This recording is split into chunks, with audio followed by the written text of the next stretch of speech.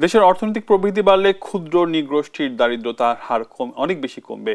সকালে রাজধানীর টিআইবি কার্যালয়ে এক সংবাদ সম্মেলনে এমন চিত্র সংস্থাটির সাম্প্রতিক গবেষণায় উঠে এসেছে। সামাজিক নিরাপত্তা কর্মসূচির সংখ্যা কমে আসায় বাড়ছে এই জনগোষ্ঠীর দারিদ্রতার ঝুঁকি ও অর্থনৈতিক বৈষম্য। নীতি, বাজেট বরাদ্দ ও সেবা প্রাপ্তির বাধা তাদের অর্থনৈতিক সক্ষমতা দুর্বল করে রাখছে বলেও উঠে এসেছে প্রতিবেদনে। ফাহিম ইউসুফের প্রতিবেদন। দেশে দারিদ্র্যের হার 18.7% হলেও ক্ষুদ্র নৃগোষ্ঠীদের দারিদ্র্য সমতলে 80 ও পাহাড়ে 65%, যা সামাজিক নিরাপত্তা কর্মসূচিতে পিছিয়ে থাকার এক চিত্র।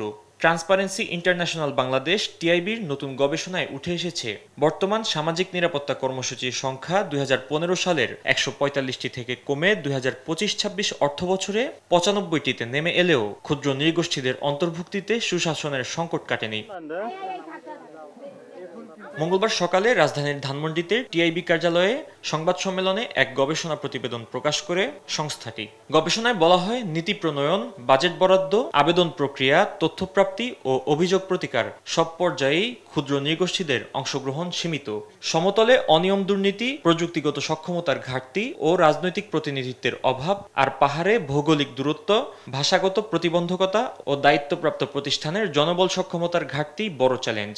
ইন্টারনেট সংযোগের ঘাটতি ইত্যাদি তো আছেই, অবকাঠামোগত, বাজেট বরাদ্দগত দুর্বলতা আছে, কিন্তু পাশাপাশি চর্চাগত দুর্বলতা, যেটা অনিয়ম, দুর্নীতি। টিআইবির সুপারিশ, নীতিমালা সংশোধন, আলাদা বাজেট, ভাষা সংবেদনশীল সেবা, স্বচ্ছ নির্বাচন ব্যবস্থা ও কার্যকর অভিযোগ প্রতিকার ছাড়া অন্তর্ভুক্তিমূলক উন্নয়ন সম্ভব নয়। আমাদের কতগুলো প্রতিবেদনের উপর ভিত্তি করে 14 দফা সুপারিশ করা হয়েছে। অন্তর্ভুক্তি ও সুশাসন নিশ্চিত না হলে সমতা ভিত্তিক উন্নয়ন অধরাই থেকে যাবে, বলছে টিআইবি।